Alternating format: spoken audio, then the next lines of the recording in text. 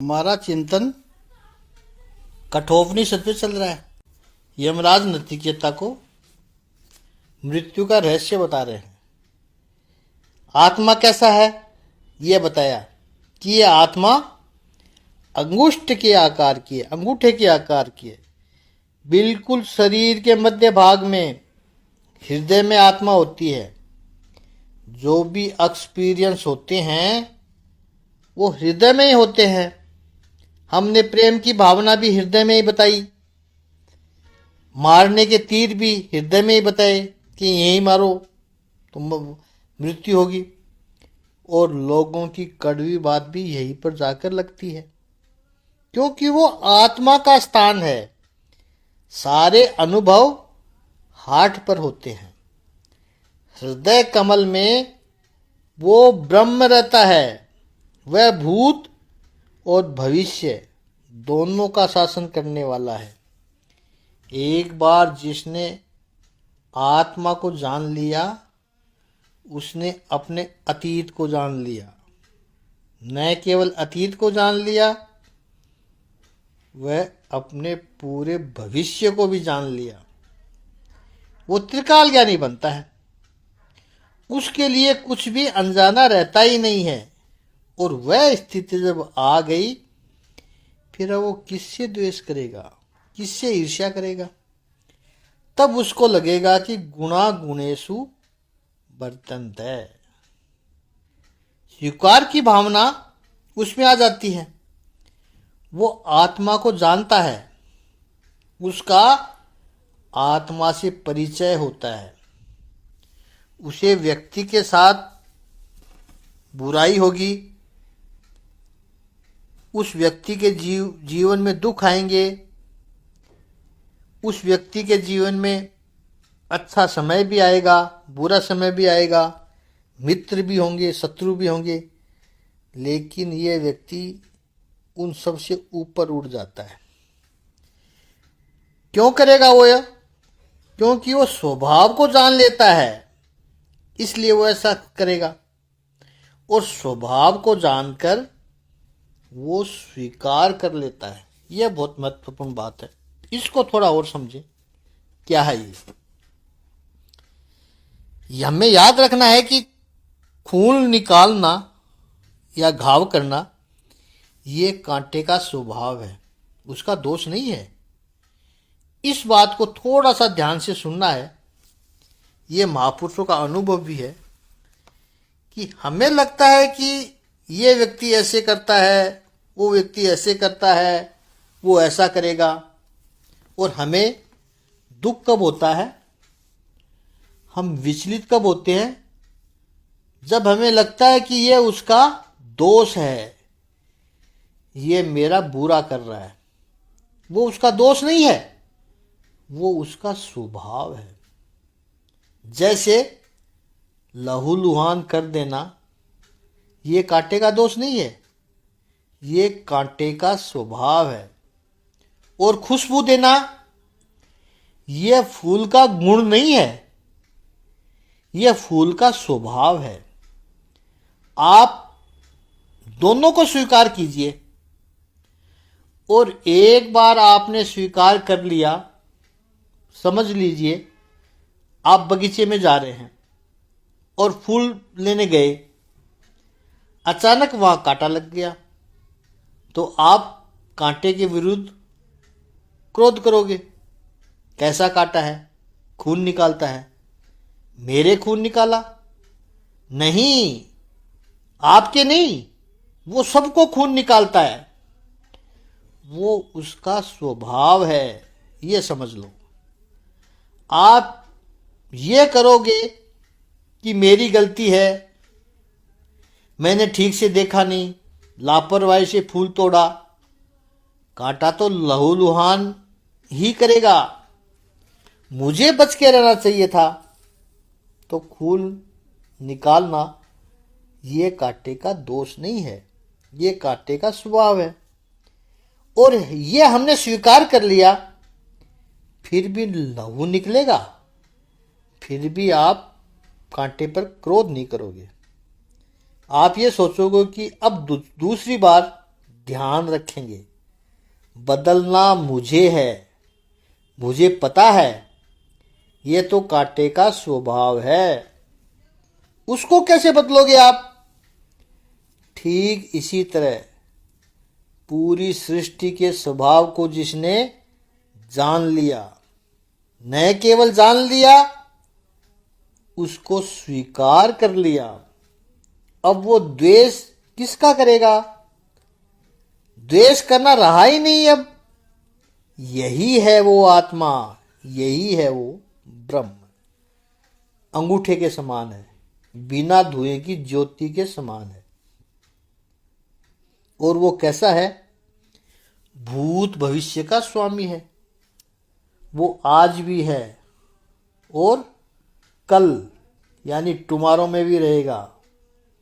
आत्मा हमेशा था, है और रहेगा। वो उसका स्वभाव है। नचिकेता, यही है वो जिसके बारे में तूने पूछा था।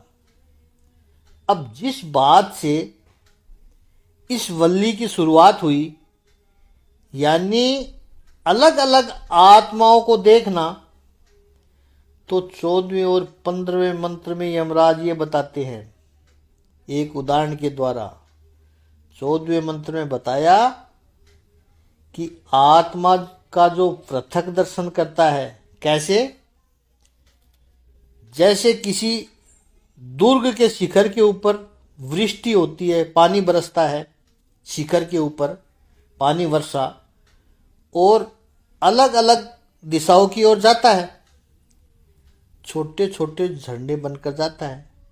इस तरह से कोई कहे कि वो झरना अलग अलग, दूसरा झरना अलग, तो अलग नहीं है, वो एक ही वृष्टि हुई है, केवल मार्ग अलग है, झरना अलग नहीं है। पानी वृष्टि का है, पानी बरसात का ही है। लेकिन ऐसा जो समझता है, ठीक इसी तरह परमात्मा की शक्ति को, परमात्मा की शक्ति तो एक ही है, लेकिन जो उसकी वृष्टि होती है तो कुछ मनुष्य बनते हैं, कुछ देव बनते हैं, कुछ असुर बनते हैं, कोई गंधर्व बनता है, कोई किन्नर बनते हैं। और मनुष्य में भी अलग अलग प्रकार है, स्वभाव है। कोई हिरण्याकृष प्रवृत्ति का बनता है, कोई हिरणाक्ष प्रवृत्ति का बनता है, कोई प्रहलाद और ध्रुव प्रवृत्ति के बनते हैं, कोई महापुरुष, कोई संसारी, सब अलग अलग स्वभाव के, लेकिन उनमें शक्ति एक ही है।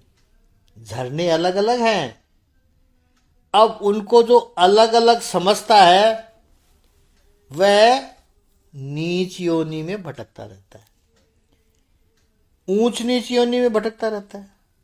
लेकिन हे गौतम,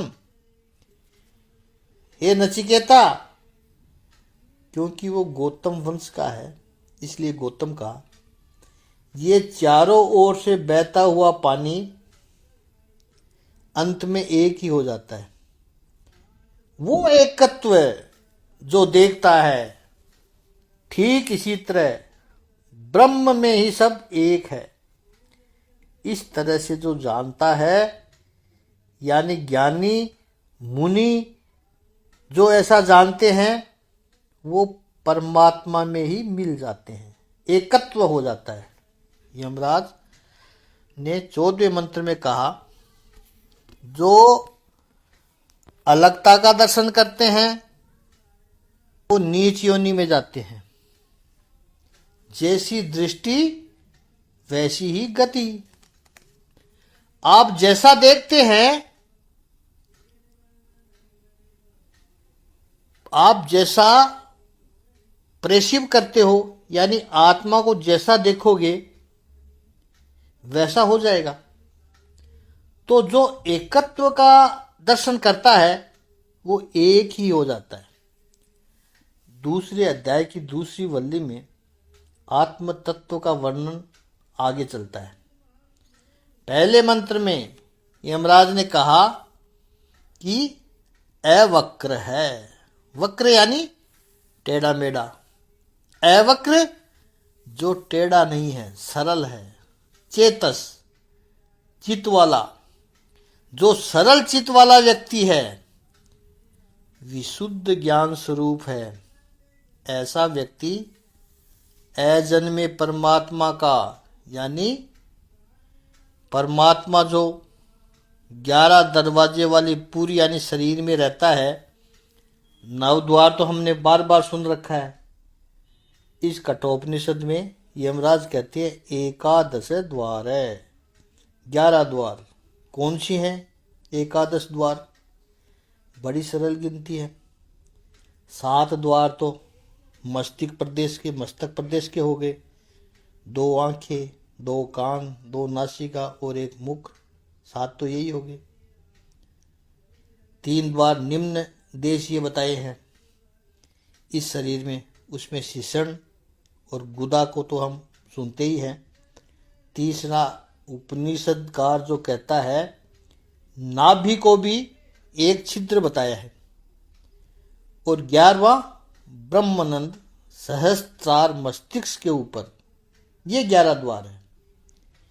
यमराज नचिकेता को बताते हैं जो आत्मा भी प्रवेश करती है, वो बात आगे वाले मंत्रों में आएगी। लेकिन मृत्यु के समय जब आत्मा जाती है तो इन 11 दरवाजों में से किसी एक में से निकलती है। अनुभवी लोगों को आज भी पता चलता है कि आत्मा कौन से द्वार से गई। छोटी सी उसकी परीक्षा है। अगर व्यक्ति समझ सके और उस व्यक्ति के अंतिम क्षणों में आप पास में खड़े हो तो पता चलेगा। जिस द्वार से आत्मा जाती है उस द्वार पर अंतिम एक्टिविटी वहां पर ज्यादा होने लगती है, क्योंकि पूरे शरीर में से प्राण शक्ति खींचकर सारी इंद्रियों से सो कॉल्ड डेड हो जाती है। क्योंकि इंद्रियों की प्राण शक्ति खींची जाती है, वो एक एक दरवाजा बंद होते जाता है। जैसे आंख में से आत्मा जा रही है, और वो भी यमराज ने दोनों आंखों के द्वार अलग अलग कहे हैं। तो समझो राइट आंख से आत्मा जा रही है तो अंतिम समय में उस व्यक्ति की राइट आंख में बहुत एक्टिविटी होगी, बाईं आंख में कोई हलचल नहीं होगी। बाईं आंख में हलचल, दाईं आंख में हलचल बढ़ जाएगी।